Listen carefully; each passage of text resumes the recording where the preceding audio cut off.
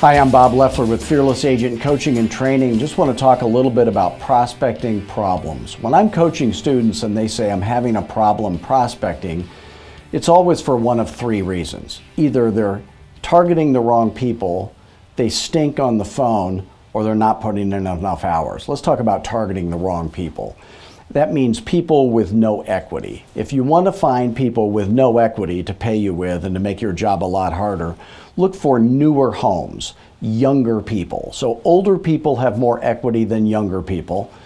Newer home neighborhoods have younger people with less equity. So if you're targeting neighborhoods that were built in the 50s, 60s, 70s, 80s, and 90s, you're going to have a lot of equity.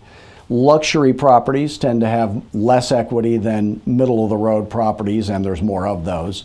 So the good side of town better than the bad side of town, obviously. So let's talk about being bad on the phone. When people are bad on the phone, it's because they're asking bad questions because their training was wrong, or they're not getting the questions answered. So if you always ask smart questions, always get your questions answered, you'll never have to overcome any objections. That makes your life easier.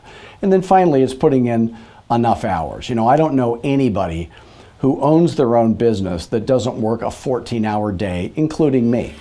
But if you get into real estate and you think you're just going to make a couple hours a day on the phone, I always say you only have to call from 9 to 11, but I am talking about 11 p.m. Okay, I'm kidding about that. But if you work a full 8-hour day on the phone, when you're new, you'll have plenty of business and you will be a fearless agent. Thanks.